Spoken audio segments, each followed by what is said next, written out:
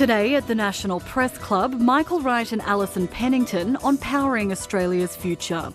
In a world of geopolitical upheaval and technological change, today's address will make the case for Australia's energy systems to be ambitious. McKell, Wright and Alison Pennington with today's National Press Club address.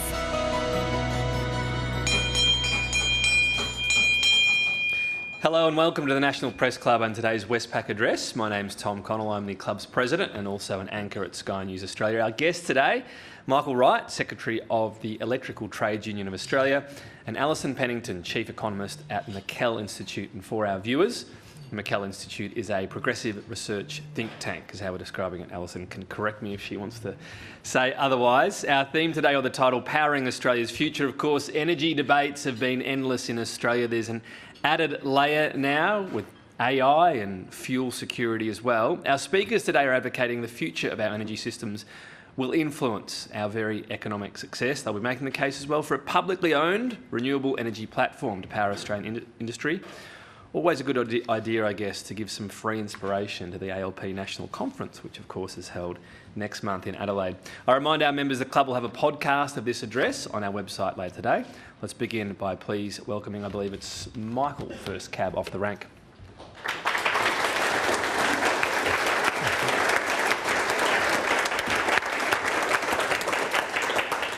No, thank you very much, Tom, and it's a great honour to be here. But let me commence by acknowledging the Ngunnawal and Ngambri people, the traditional owners of the land on which we meet. And I echo the love and respect for elders across the country. And also take the opportunity to acknowledge the enormous work that First Nations workers have done and contributed to the labour movement throughout our history. And whilst it's not really on topic for today, also call out the enormous opportunity that exists for First Nations communities to prosper with this energy transition. Now, I would like to thank the National Press Club for inviting us here to make this address. To the CEO, Maurice Riley, thank you very much. And to the members of the press here today, and more generally, acknowledge and recognise the work of the Fourth Estate across the country and the globe in protecting democracy and the free press. I'd like to acknowledge the many people in the room today, the leaders of my union, the Electrical Trades Union, the leaders from other unions, from the AMWU, from the Mining and Energy Union, and also the many government officials, civil society, investors, industry. Whilst we don't always get along, it is true that when we do, when we work together, we make a hell of a team. And it would be remiss of me not to acknowledge that my beautiful wife is in the audience today, Melissa McLean. I moved to Sydney 17 years ago for love, and it's the best decision I'll ever make. But finally, and this is where the speech actually really starts, I need to acknowledge the electricians and the apprentice in the room today. We've got James from Collie in WA, who he and his workmates keep the lights on for that state. We've got Kurt and Joseph from Whyalla, the steelworks in South Australia, whose jobs are critical to Australia's future in steel. And these workers have jobs who are in the teeth of the problem that we're trying to solve for here today. And they followed the many delegations of workers that we've had to bring through Parliament over the last few years to save critical industries caught between a future made in Australia on the one hand and an energy market that just isn't right for the job. Now, almost to the day, a year ago, the Prime Minister told the Press Club that not every challenge can be solved by government stepping back, that ours is a time when government has to step up. Mere months ago, Tim Ayres, the Industry Minister, said we must make Australia stronger, smarter and safer, more resilient to the shocks that keep coming our way. Alison and I have come here today with the how. A plan for a country where industry and the workers who keep it running have a launch pad for the future instead of limping between bailouts. This is how we can, as the Prime Minister said, embrace the opportunities of cheaper, renewable energy and the new generation of jobs and industries it can power. Where Australia locks in materials like aluminium and critical minerals, where industries can plan, invest, train, innovate and hire. Where working Australians have the skills for secure, rewarding industrial careers. Now we can choose this future of opportunity, of sovereign capability and energy abundance, or we can manage decline with dependence and delay. Now today, Alison and I will say a few sensible things that you don't hear much. Here's the TLDR. Energy systems are fundamental to the economy as financial systems. Energy abundance means building energy generation. A future made in Australia must be powered by Australia. Private energy markets aren't delivering on time for Australian industry or for our national interest. And that's why the Australian government must build, own and run a renewable energy platform for industry. Now, backing Australian industry is always popular, but this is the plan to do it. Protecting our national capability through the biggest geopolitical realignment since World War II is do or die. We are a trade-exposed nation at the far end of fragile supply chains.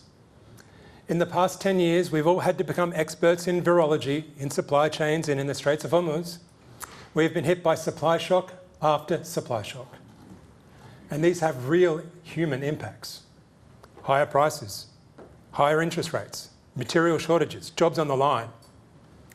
And these curveballs come as we simultaneously go through two energy transitions. As we go through what future historians will say as it was the defining challenge of our age, the Industrial Revolution of the 21st century. Because we are doing two things. We are overhauling what powers our grid with renewables and with batteries. But we are also expanding what is powered by our grid, which is everything. Passenger vehicles or EVs, rail, mining, heating, cooking, hot water, and even with AI, thinking. More is coming onto the grid every day. This demands two urgent actions. First, we must expand our industrial capability to make more of what we need here. This makes us more self-reliant, less dependent on global markets for our basic needs. It provides jobs, opportunity, training, and prosperity. Second, we must insulate our economic systems and the people they serve, us, from the price shocks driven by global events. Now, this might all sound like jobs for central agencies, and it is. But what we have to understand is that energy is becoming a central agency. Electricity is now core to our economy, alongside the tax office and the Reserve Bank. And electricity is as critical to economic progress as money. Australia's fortunes for the next 100 years will live or die, surge or short, on the flow of electrons. Our energy systems will determine business conditions, industrial output, and living standards at least as much as our financial systems. Energy is no longer a sector vertical, nor is it substitutable. It is the platform on which every industry, sector, process, operation, venture, and household depends. The precondition for everything from fertiliser to iron ore to data to opening your garage. Energy abundance is economic resilience. It is well-being. Energy scarcity is economic and social sabotage. Australia must renew our generation assets. Our coal and gas-fired power plants have served our nation well. The workers who have kept the lights on for generations, their communities, they deserve a real future. But the power plants themselves, they are old and they are breaking. They are held together by little more than the hope and the hard work of union members across the country. They no longer produce low-cost, reliable energy. Soon, they will not produce energy at all. We must urgently replace them, and much more. Now, Angus Taylor's plan to run this ancient fleet into the ground is a failed plan from the failing leader of a failed party. Because what it misses, and what often gets lost in the debate, is that demand for electricity itself has exploded. In truth, we are not building to 82% renewables, or even 100%.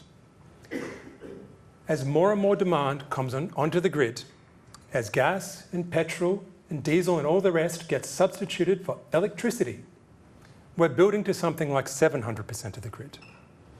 And we need the fastest, lowest cost electricity build that we can do. A future made in Australia must be powered by Australia. Now, the private energy market alone cannot power Australian industry. Our generation assets are increasingly owned by foreign governments with their own national interests. Private market contracts are too small, too short-term and too high-priced to deliver the industrial capability we need right now. It is hard enough to keep the lights on at home. We cannot let industry fall through the cracks. And government can step up. It can break the industry bailout cycle, and it can create the conditions for success. And this is not instead of the private sector. This is as well. And this is how. Because government can create a new government entity with a simple job: build, run and own renewable generation to power Australian industry at cost. We've called this plan Sovereign Power. Sovereign Power makes reliable, affordable, long-term energy for industry. This builds a resilient, capable country where working people and their communities have skills, opportunities and a future. Where industry has the certainty to innovate, to invest, value add, expand and hire. It's the platform to train the next generation of workers in the next generation of skills. If people have heard me talk before, they will know that there's a shortage of 42,500 electricians by 2030 alone. This is part of the plan for fixing it.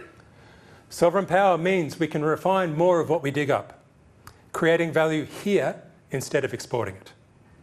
And this is how we take Australian industry off life support and put it at the centre of economic progress as the keystone industries that they are. We go upstream to expand capability instead of merely preserving it. Now, was this a novel idea? Have countries tried this before? They have, in fact. And the example that springs to mind is, well, it's Australia. Because public energy grew Australian industry. It is literally why Tomago is in the Hunter. It is how we electrified our nation in the first place. Around the world, from the UK to New Zealand to Canada, most of Europe, parts of the US, heavy industry runs on low-cost public energy. And that is why energy costs are existential for Australian industry. Our competitors and our allies have aligned their energy platforms with their sovereign industrial interests, and it's time for Australia to do the same. Sovereign power solves the critical blockage in industry policy, and it also solves how to pick winners and losers.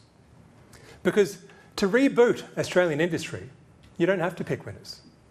Pick electricity. It's quite popular. You pick the lowest cost way of producing it, but you have to pick it soon, commit, and go big. If you pick electricity, the winners will pick themselves. Sovereign power creates the preconditions for victory. The winners are downstream. The winners are us. We've come to the part of the speech where I'm supposed to be all doom and gloom, telling you about the catastrophe that awaits us if we don't. But it's not true. What's far more likely is that we just keep muddling along. 1 or 2% growth, piddling productivity, skills crises galore, jobs on the line, the warp and weft of social cohesion separating in ways we don't see until it's too late. I did like that line.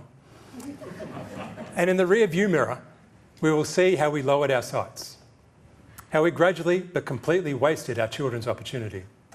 For my sons, Xavier and Gabriel, that's not the world that I want to leave them. We must not settle for that. We must aim for higher. This is not a nation that clings to past ideas that are out of date. We find the right idea at the right time and we execute. We build things.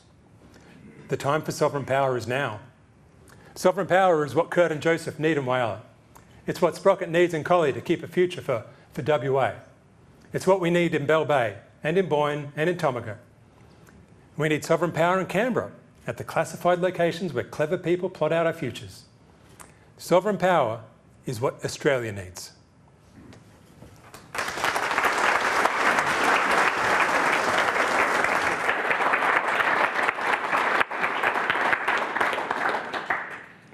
The courage to grasp new opportunities is what separates leadership from management. When Nugget Coombs, trusted advisor to both sides of politics and eventually the RBA's first governor, was put in charge of post-war reconstruction by John Curtin, he saw that history demanded new ideas.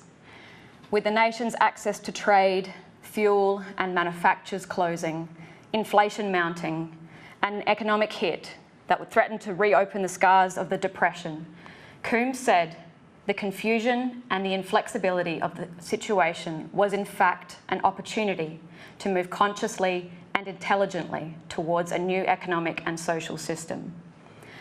Today, history, again, demands new ideas. To heed its call, we must discard ideas that no longer work, that government should step back, that privatisation always delivers lower prices and better outcomes, that manufacturing is dying and should live offshore while we ship, dig and depend on trade for all we need. That tearing down public institutions that supported Australian industry and the people who sustain it would deliver higher productivity. That living standards could be upheld indefinitely by offshoring industry and liberalising trade.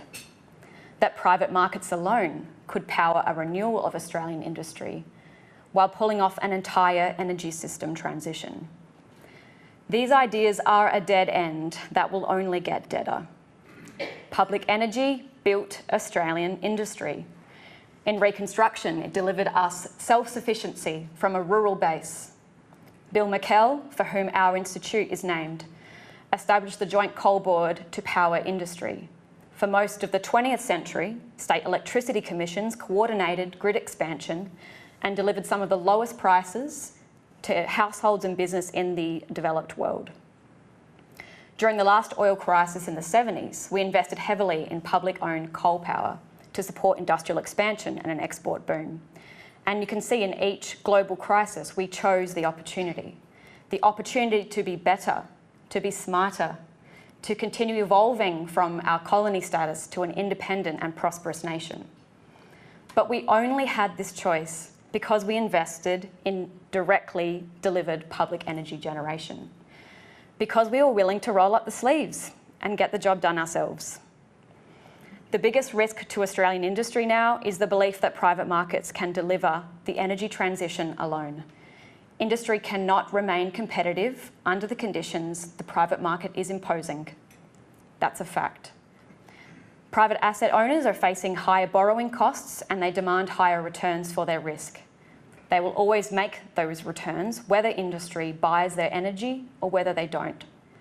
Foreign investors are owning a rising proportion of generation to the national energy market.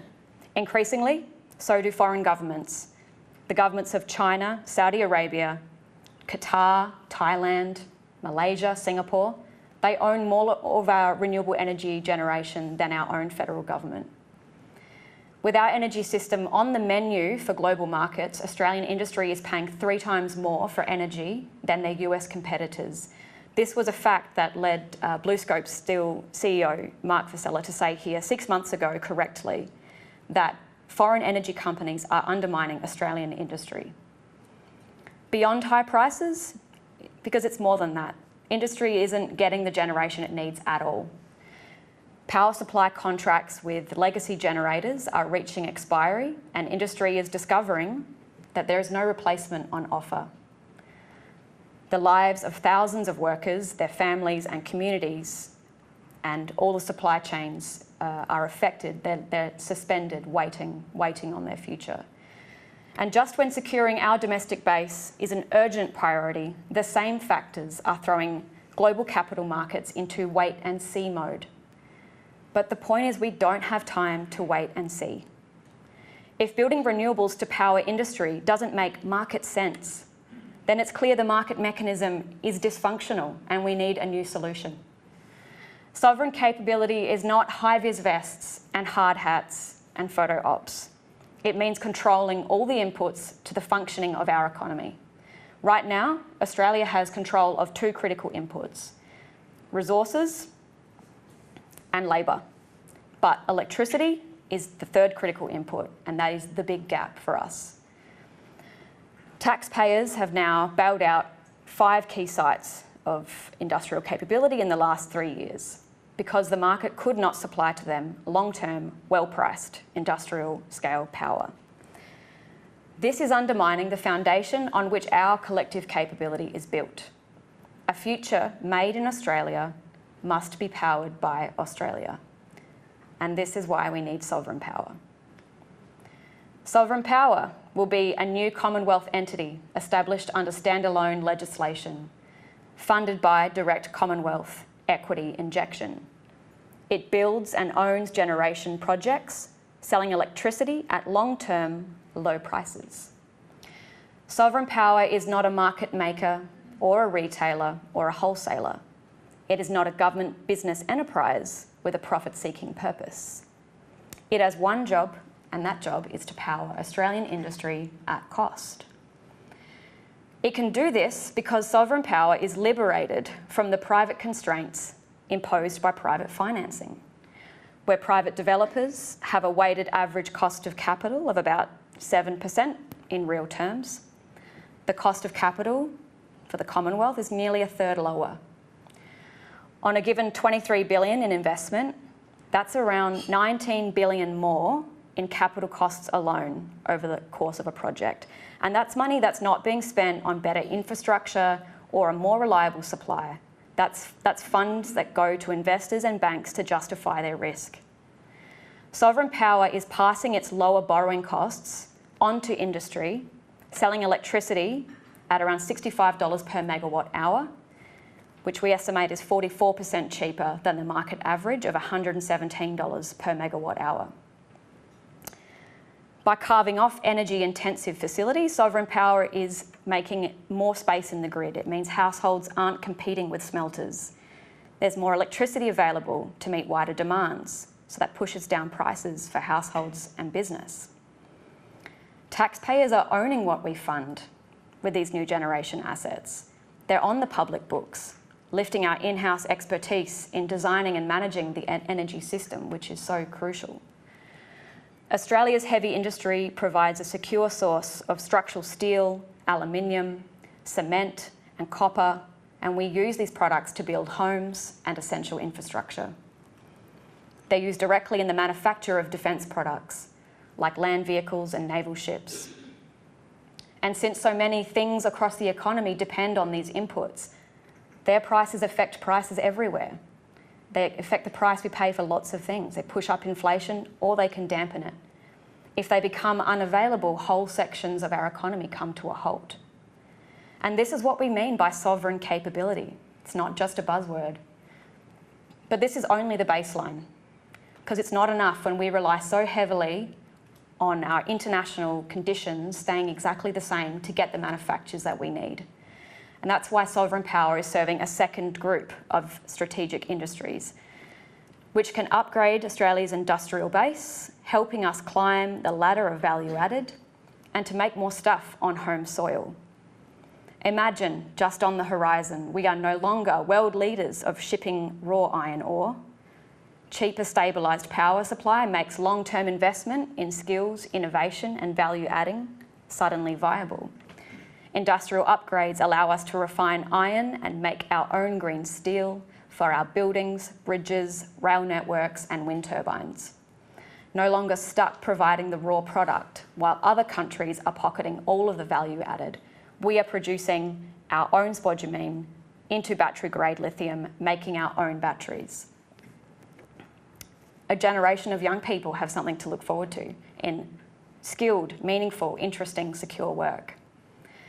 Sovereign power is enabling the maximum benefits because it's supporting new supply chains and the high-skilled, well-paid and meaningful jobs that people need. The benefits continue because the onshoring process, through cheaper, reliable power, it also means reliable power also means that we're lowering international transport costs and emissions in the process. The lower costs for those key inputs then help stabilise prices that flow through the economy. This protects Australians from inflation that's being driven by energy price shocks, while all that monetary policy is doing right now is punishing them. Lower inflation means more economic space for new investment, growth and higher incomes, more runway. It means higher revenues for our services. And this is the virtuous cycle that we can unlock through sovereign power. Australia is building ambition, capability and resilience in an era of growing uncertainty. And that requires a solid foundation, one that enables us to build the world we want on our own terms. And sovereign power is that foundation. Our current electricity market cannot provide electricity at the right price, horizon, scope, or scale that our Australian industry needs. Key industries are limping between ad hoc bailouts and restructures because they're not getting what competitor nations are providing to their own heavy industry, which is cheap public power. Sovereign power can change the game. It can give us control over our industrial future. We have the raw materials, we have the skills, we have the stable institutions, and we have robust R&D. We have now the missing piece, electricity. The capacity of Australians to work, produce, and care for each other will survive this global turmoil. And it is our capacity to work, produce, and care that is the only constraint on what we can do together.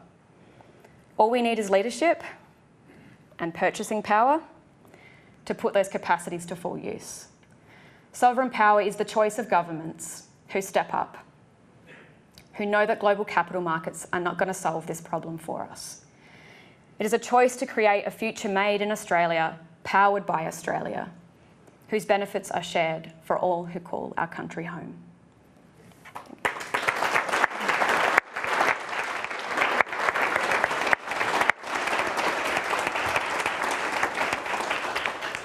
Thank you, Michael and Alison. I might start with you, Alison. You provided a figure, which we always like as journalists, so $65 per megawatt hour. Maybe it changes a bit. It's an early figure you put out there, but how would that work? What would be the accountability on it? Would Sovereign Power Inc. have a set price? And if the cost of that is more, the government absorbs that? How do you imagine the price working to give the industry the certainty you were talking about? So the report released today has all the detail of the modelling, but like the way we've calculated the difference between the market price and a government price is mostly by accounting for the cheaper borrowing costs for government. The way that the final PPA, the purchase power agreement, kind of integrates that price would depend entirely on the conditions of the market, where the NEM's at, where the industry facility's at, whether it has any of its own generation. This was an exercise in pointing out what the benefits are of cheap public borrowing and how it helps us to get over the hurdle of what is now the barriers of private capital markets and the costs of investing being so high. So $65 is, compared to $117 is our first kind of approximate go, and it would change based on negotiations between Sovereign Power and the facilities. And would that mean an annual, feel free to jump in as well, sorry, you're about to talk there, Michael, but what, an annual change, a figure that, what new certainty does it bring industry, or is it a figure like we currently get now where there's a new figure each year, here's your new cost of power, do your best with that? Just to say that the difference between what Sovereign Power can offer and the market can offer is, 15, 25-year contracts. So the point is that if we use our borrowing power to absorb that risk, we can set in and lock in a low price that gives the horizon for investment for the private sector. Michael, I think, wanted to add something. The only thing I'd add is one of the many benefits of renewables is it costs $22 to charge a EV in January this year. And so following the Iran war, it's still $22. Renewables, particularly wind, solar, when they're firm with batteries, do have a greater level of predictability than you get from fossil fuels. It's as simple as that. And by taking it out of the hands of global markets, that alone allows business and industry to plan further ahead. And with the difference in price essentially largely coming from the difference in borrowing costs, what about, and yes, obviously private industry makes a profit, but what about efficiencies? I mean, we've all seen Senate estimates, and governments don't always use money that wisely, and departments have moments, shall we call them. So, are you accounting for private companies being more efficient beasts? If I can maybe take that, it's fundamentally what we are talking about here is panels in a paddock, modular batteries that can be dropped in. It's not as though they are simple, they are complex, they require high skills to build. but their operation costs are vanishingly small compared to any other form of generation. So the same risks, like whatever the historical arguments that might exist about private versus public sector efficiency, simply don't obtain when you're talking about panels in a paddock. So you think the simplicity of it means there's not much efficiency that would happen in private hands, essentially? That's the argument. I'm not a meteorologist, but to the best of my knowledge, private ownership will not change the weather. I would add that Australia is reeling from decades of an approach to policy that said we should privatise and we should create markets instead of the government getting in there and being at the coalface of the products it's delivering. And what sovereign power does is it creates a platform for the public sector and government to be at the coalface and to be able to understand the conditions of what it means to build capability. We have to start somewhere, and I think that's sovereign power. It's solving a market failure, and it's digestible, and it's something that will allow our public servants to get closer to the game, to be able to better manage the system and expand it in the future. Does at cost mean, obviously the government foots the bill for the project, but on top of that, whatever that cost is added onto the debt, it can't be off the books because it's at cost?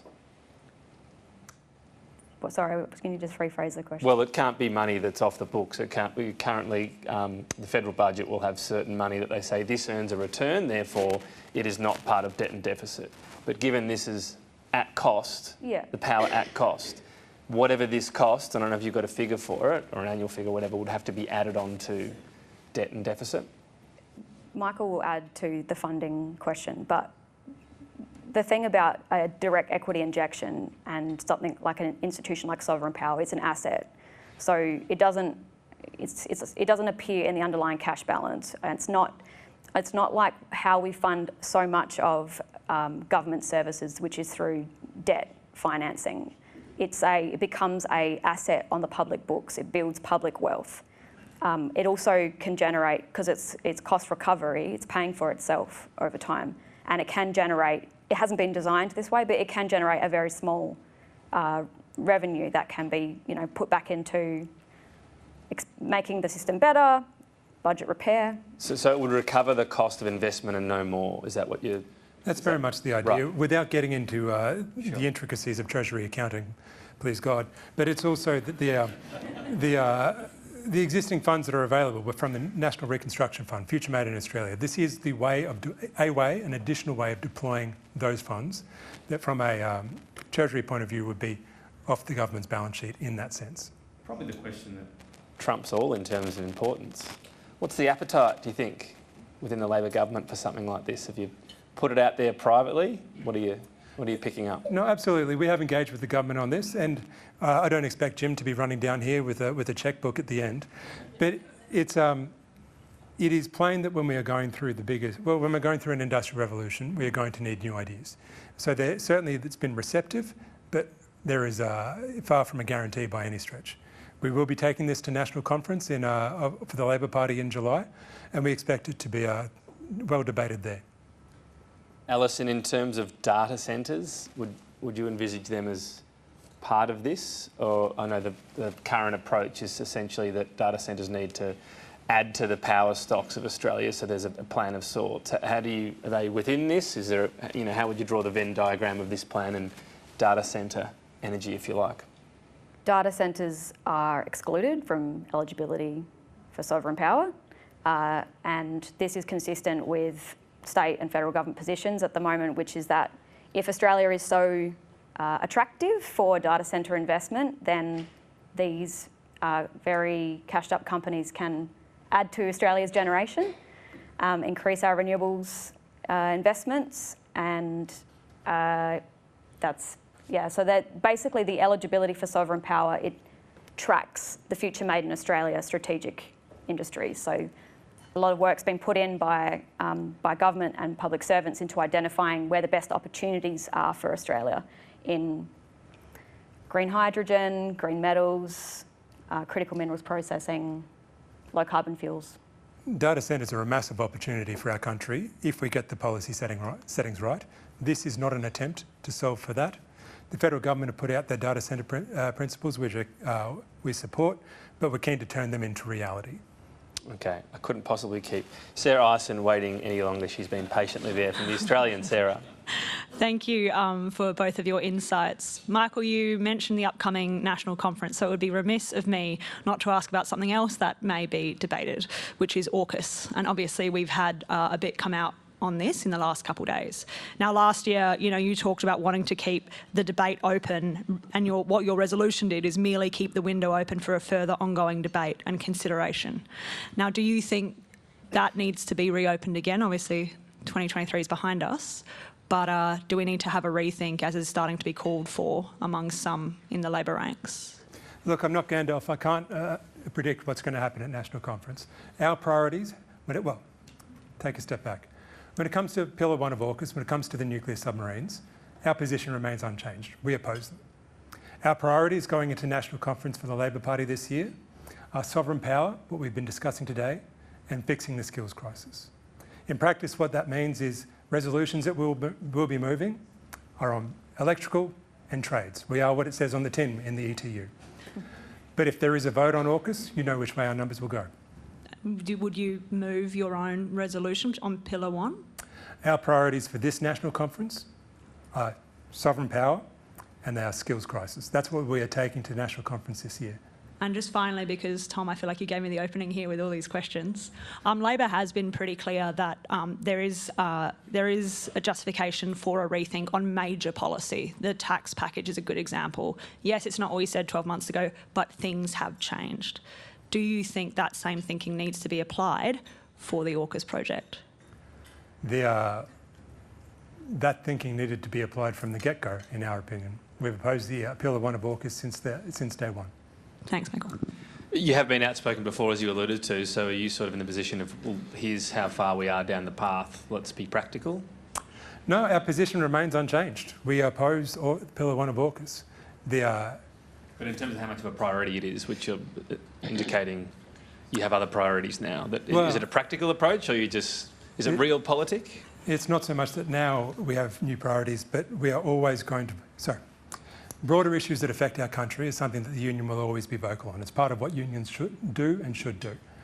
But when it comes to core business of providing a future for our industry, providing a future for our members, and providing the skills and training that we need, that is always going to be our bread and butter, and it's what we're focusing on for this conference, because both of those settings are in crisis. So that is our priority heading into conference. Corey McLeod from Innovation Oz. Thanks to both of you.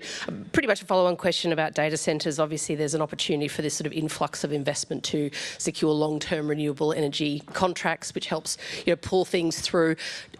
Are you saying Sovereign Australia is a coordination as well as an investment financial unit? We've got, say, red tape with wind, we've got different settings with solar, state and federal. How do all these things come together to produce the outcomes that we need as a country? Eating the elephant one bite at a time, as I'm told. So data centres do represent their own unique challenges and their own massive opportunity, but we don't envisage that being dealt with via sovereign power. In terms of the coordination piece of sovereign power, it's what kills us when it comes to training apprentices. It's what kills us when it comes to employment security, because we have these valleys of death in between projects. Sovereign power is a chance to fill in the gaps so that we do have the sequencing, that we can get apprenticeships through. You can't do a 4-year trade on a 2-year project, but when there is a sequence of work, then we can actually provide the workforce we need, provide the forward planning for industry that it needs. As to whether its job will not be to coordinate the entire industrial revolution, but to do what it can, where it can. Thank you. Next question comes from Julie Hare. Thank you very much for your speech, both of you. Yesterday we had the energy expert Michael Liebreich speak here. He said that big batteries are very much a part, that should be included in the mix of the energy infrastructure. We have one in South Australia. It was built in 100 days by a well-known billionaire called Elon Musk. It cost $90.6 million, which I don't know whether that is a lot of money or a small amount of money, but given the fact it was built in 100 days and now supplies the state with 70% of its energy in all the time is pretty good. So, but it's owned by a French company. Are big batteries part of the mix that you're talking about? Could publicly owned actually, sorry, I'm just stuttering like an idiot, I apologise. Could publicly built infrastructure be built and run in the time frame of 100 days? And should big batteries, and who decides where big batteries go if they are part of the mix? The social licence around energy infrastructure is something that comes up a lot, and it's something that is front and centre of our mind in this proposal.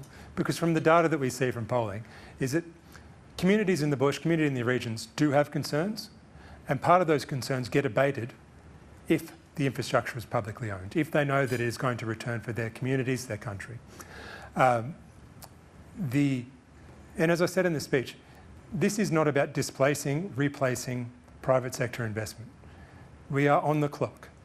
It is an additive, not a substitutive. We need more and more and more. Big batteries, small batteries, they all need to be part of the mix. The work down in South Australia, the work that's happening in Collie and Kwinana with the big batteries there as well, it's really heartening to see what they can provide and the futures that they are unlocking. But it gets back to that question of deployment on time and at pace. So yes, a publicly owned sovereign power, could it do it in 100 days? I'm not going to sit here and commit to delivery timeframes, but there is no reason why not. Okay. But we know from history that big infrastructure projects tend to run over time and over cost. How do we prevent that from happening with something as essential as energy?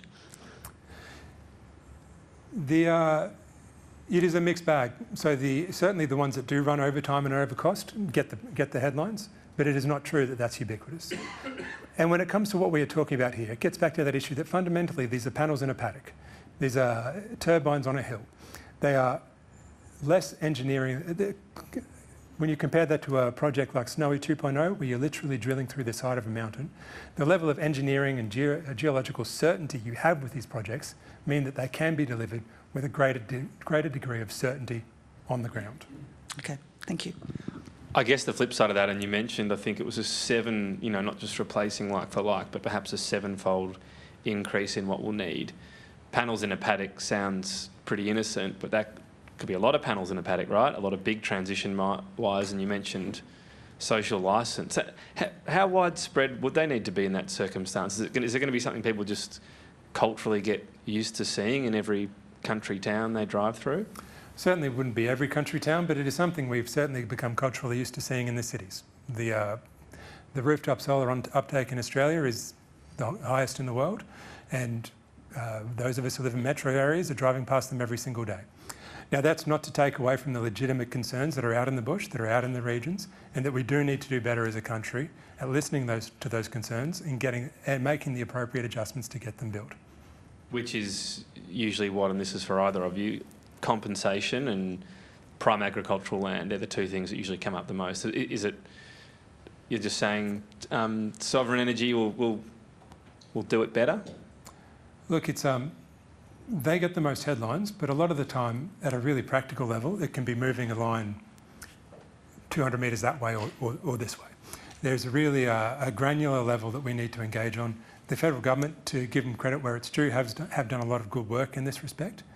The community backlash is in part genuine, but it also gets whipped up by people with their own agendas, the Barnaby Joyces of the world, who don't want to see a future for their regions for whatever reason. And in delivering this, what we know is that people have a higher degree of trust when it is publicly owned, when they know that whatever sacrifices they may feel their community is making, that they will get a share of the benefits, and that their country will as well. You singled out the coalition. You didn't mention One Nation in your speech. They might be the new party of the bush. Are you talking to them at all? Do they possibly support this plan? Do you talk to them about the benefits of the community? Where do relations sit there? One Nation's energy policy still remains stuck in basically the same era of the of the 1950s where we find the coalition. It's the misremembering the halcyon days without understanding the opportunities that exist before us as a nation. We find it difficult to engage with One Nation on energy policy because they do seem to have these ideological predispositions, which I find absolutely baffling because, to the best of my knowledge, electricity can be positive or negative, but it can't be left or right. There's a poll out today. I won't be indulgent and mention which company put it out there, but it did suggest that amongst working class voters, the primary vote for One Nation versus Labor is 35 versus 21. Are you getting chatter amongst your members within the union movement of people taking a second look at One Nation, at them getting more support and maybe some of the policies as well? Look, the rise of One Nation in this country is an obvious concern for us because they do have a track record of voting against workers' rights. Right now, they're in a phase where they're able to promise everyone everything, which is easy when they don't have to make any decisions for themselves or indeed even come to Parliament. So it's are we seeing increasing discussion about One Nation? Absolutely. There are more political discussions happening on site than I've seen in the last few years. And we welcome that. Political debate is a fundamental pillar of democracy. But One Nation needs to be judged on their voting track record, which is no good for workers, and frankly, their attendance record as well. Good time to mention, we'll see Pauline Hanson here on June 17, so get your tickets. Nick Stewart is next from Ability News. Michael, thank you. If you'll excuse me, it was a powerful speech. The thing that interests me, though, is I remember over the last 2 decades or 3 decades hearing exactly that same passion coming to us as audience members, as reporters, from the Labor Party, saying that, no, you've got to forget about unified power. We actually need competition in the sector. It seems to me that your problem is not trying to convince Australia, it's trying to convince the Labor Party.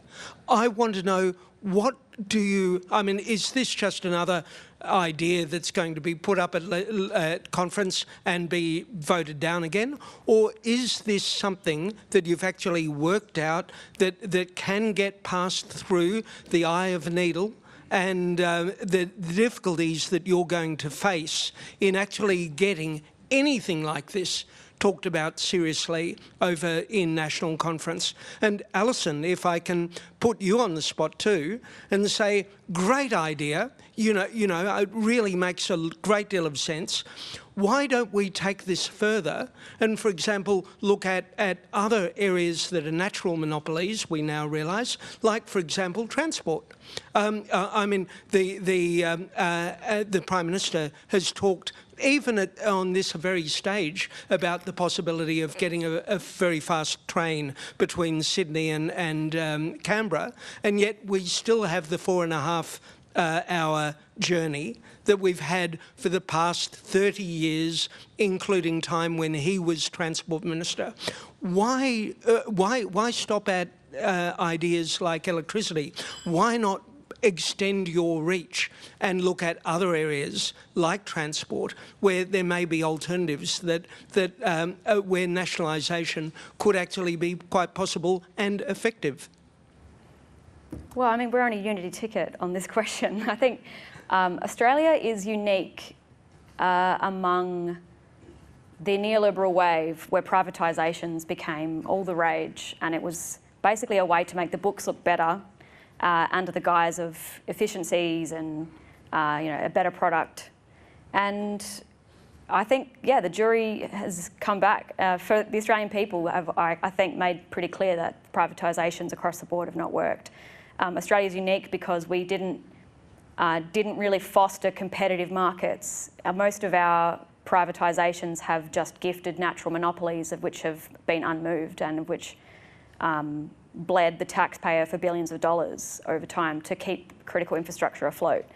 So I think kind of weaving together some discussion about the rise of One Nation, more broadly, I think like Australian working people are feeling very insecure and they're suffering, and part of that story is privatisations and a sense of feeling like distrust about their access the cost they pay for things, cost of living going up. And what sovereign power can do is actually start turning the tide on what has been clear, I think a failed period of Australian economic policy. I think many people have been around a long time saying this, but yeah, electricity was delivered by states for a long time. This is a Commonwealth platform that can start giving the Commonwealth some experience in delivering essential services beyond its normal remit. So, Michael, can you bring that focus to Labor? Look, in terms of the debates that you're talking about, whatever the validity of that point of view, the opportunity for it was taken away when Tony Abbott tore up the CPRS and didn't replace it with anything. And then we had 8.5 years of no energy policy.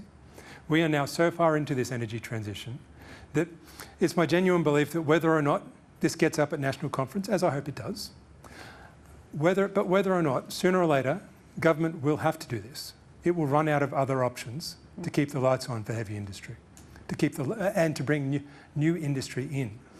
The electricity is different because it is ubiquitous in a way that it hasn't been in our history. And there is also a part of it that, and we see this in the rise of the far right across the Western world with the rise of One Nation, that people are crying out for government to do stuff.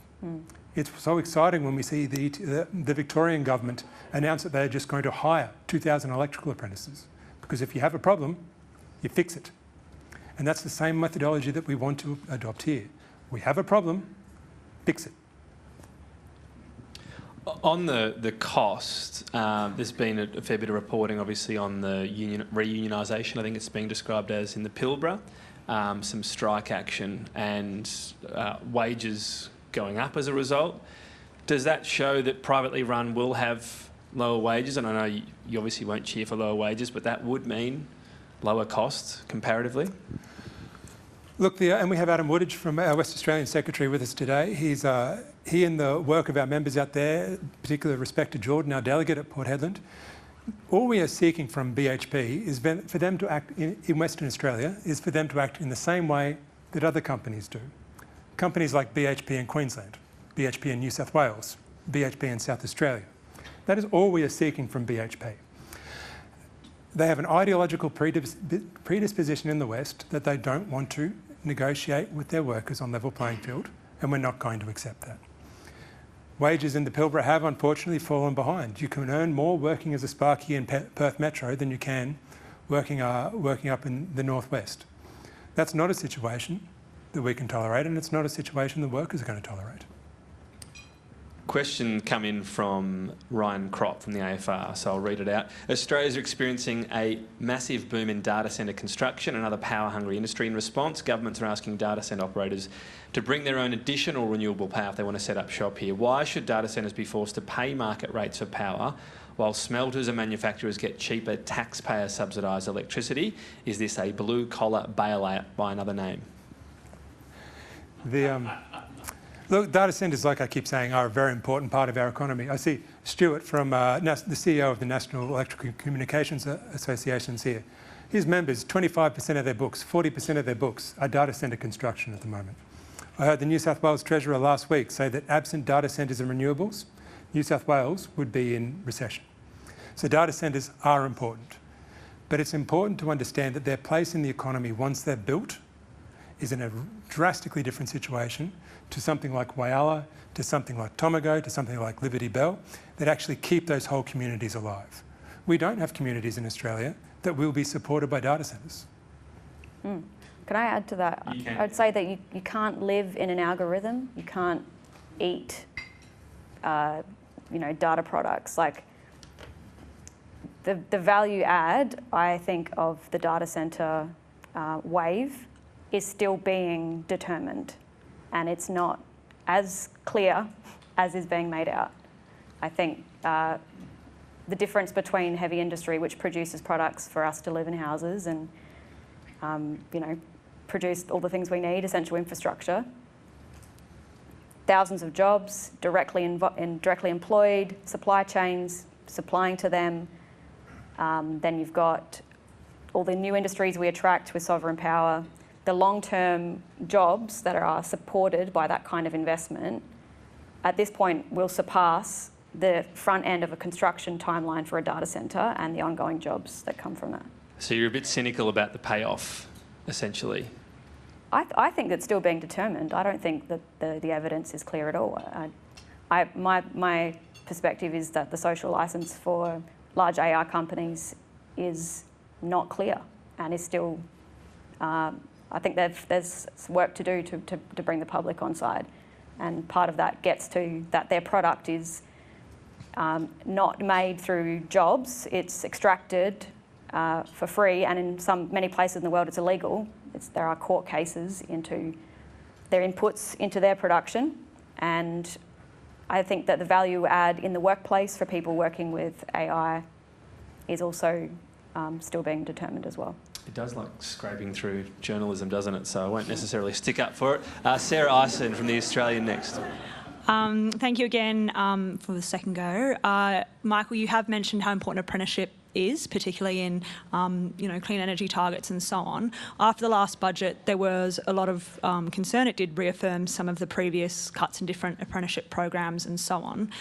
How significantly do you think that is being underdone, and does it put at risk the renewable energy targets the government set down? Look, in coming to the Press Club, we agonised over whether or not to talk about sovereign power or talk about skills. Ultimately, we went with sovereign power, but the skills crisis that Australia is facing is unprecedented. We've had a temporary shortage of electricians since 1981, forecast to blow out to over 100,000 by 2050.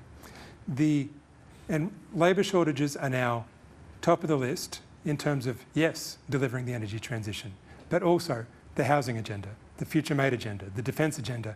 The athletics carnival we've got in Brisbane in 2032 is going to take a lot of sparkies. So we were disappointed with the last budget, particularly when we see that since 2022, year on year, electrical apprenticeships have dropped. It's a real worry for us, and certainly as a union, it's something that keeps me up at night, and we go hell for leather trying to create more opportunities for young workers, for reskilling workers to come into our trades. But more needs to be done by industry, more needs to be done by government, because currently what we are doing is not working. Given the risk posed to, as you say, the housing targets, renewables and so on, are you comfortable with the 82% renewable target not being there black and white in the latest national conference draft?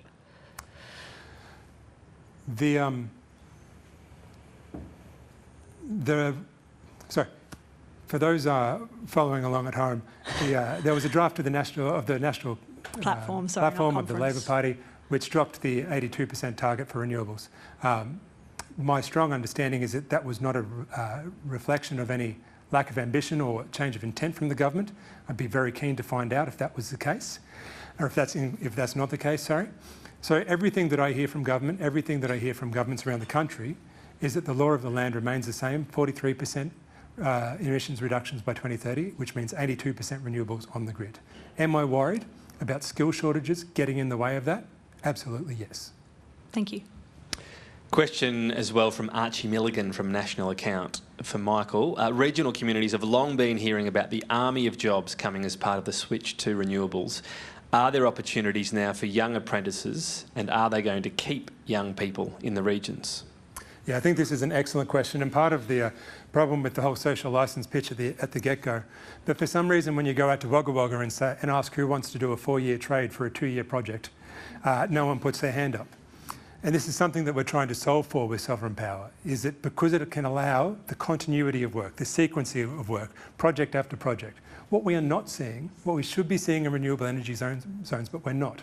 So that way you can have the certainty of work, that yes, you can not only get through your 4 years of your trade, but have a job on the other side. That means you don't have to move to the West Coast or the East Coast or wherever you are.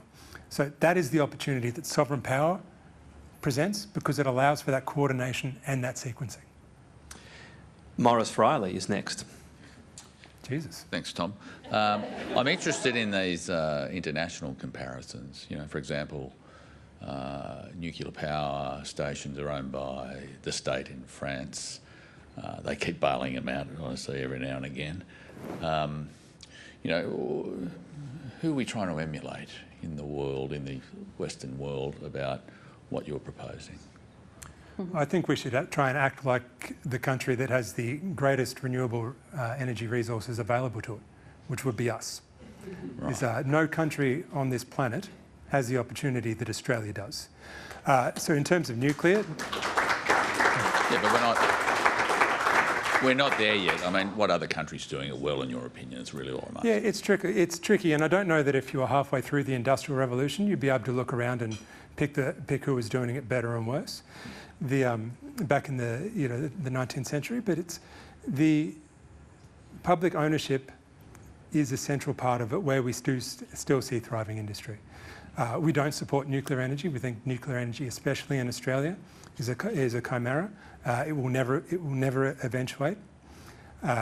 It's why we campaigned so hard against Peter Dutton last year, because it wasn't a real plan for Australia's energy future. But it is ubiquitous that where we see flourishing industry, we see publicly owned power, whether that's first world countries or OECD countries, or whether it's China or Malaysia. Yeah. Just for Alison, is that it was talking about here earlier in the week about the universal wage, and I imagine the McKell Institute's done some thinking about this.